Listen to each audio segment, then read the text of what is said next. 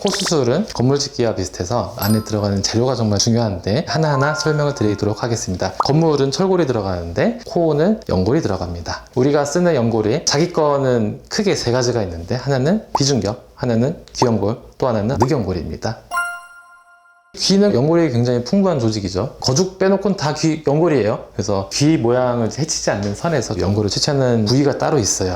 여기 부위와 여기 부위를 최대한 많이 활용을 합니다. 여기를 떼면은 프레임은 남기 때문에 귀의 모양은 그대로이고, 많이들 물어보시는 게 귀 연골 사용하고 나면 귀 접히지 않냐, 아니면 안경 못 쓰는 거 아니냐 많이 물어보시는데 전혀 그럴 일 없습니다. 그리고 귀 뒤로 잽니다. 들춰보지 않으면 잘 몰라요. 안심하시고 귀 연골도 사용하시면 좋을 것 같습니다. 귀 연골은 이제 코끝에 많이 써요. 왜냐면 코끝은 약간 부드러운 물질을 써야 되기 때문에 우리 귀가 딱 그렇거든. 말캉말캉하고 물렁물렁한 이 느낌을 낼 수 있는 연골이 많진 않아. 그래서 코끝의 모양이나 이 텍스처를 만들려고 씁니다.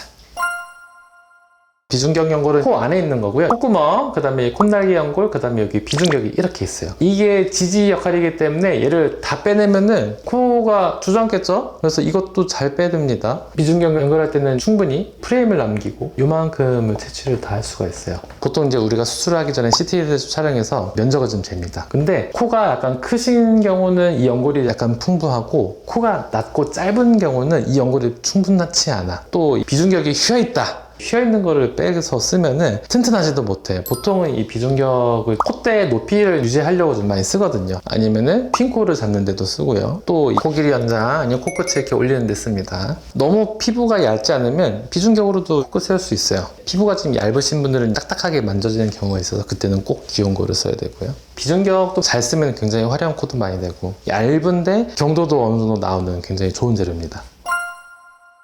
이게 기증늑연골입니다. 타인의 갈비뼈에서 채취한 거고요. 자가늑은 본인 거죠?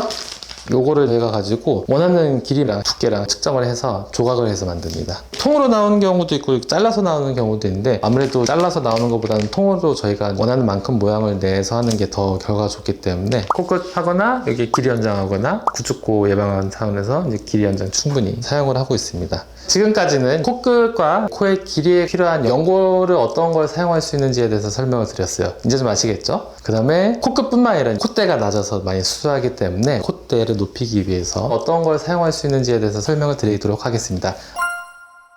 콧대를 높이기 위해서 실리콘을 사용합니다. 실리콘이 체내에 들어왔을 때 가장 문제를 안 일으키고 제일 안정적인 물질인 것 같습니다. 이런 실리콘을 써갖고 콧대 높이감을 줍니다. 그리고 그 사람이 원하는 거에 맞춰서 이 실리콘의 폭을 깎기도 하고 길이를 줄이기도 하고 밑에 있는 거를 파갖고 얹었을 때 딱 앉게끔 조각을 해서 넣어드리고 있고, 수술 전에 CT를 찍고 시뮬레이션을 통해서 본인의 맞춤 실리콘을 제작해서 쓰는 경우도 있어요. 그리고 실리콘의 위치를 정확하게 얘기하면은 여기는 뼈고 여기 연골인데 정확하게 뼈 바로 위에 올려야 돼요. 좀 더 얕은 위치에 보형물이 들어간다? 그러면 만졌을 때 돌아갑니다. 근데 제대로 수술하면 안 돌아가요. 돌아가면 정상이 아닙니다. 원더풀로 오십시오.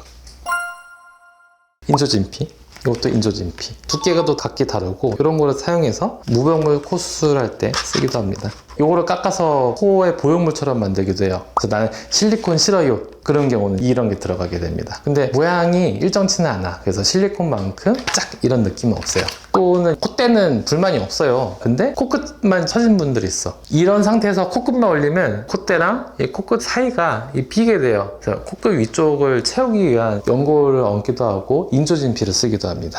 그게 무보형물 코수술. 인조진피를 또 어디 쓰냐? 코끝. 귀여운 걸 썼는데 피부가 얇아갖고, 또는 옛날에 L자를 써갖고 코끝에 피부가 얇아진 경우 귀여운 걸 위에 인조진피를 덧대기도 해요. 코 수술 같은 경우는 연골의 재료가 굉장히 중요하고, 어떤 걸 쓸 건가는 이제 선택의 문제인 것 같은데, 어떤 코 모양을 원하는지, 어떤 코의 조건인지에 따라서 써야 되는 양이 있습니다. 그래서 그 양에 따라서 어떤 재료를 선택하게 되는지 결정이 되는 것 같아요. 그래서 딱 이것만 쓸래라고 하면 거기에 맞는 모양까지만 만들 수 있는 거고, 내가 원하는 거는 약간 이 정도야, 그러면 거기에 맞는 재료를 써야겠죠. 그래서 그거에 따라서 저희가 CT 분석도 하고 진찰도 통해서 적절한 재료를 설명드리고 있습니다.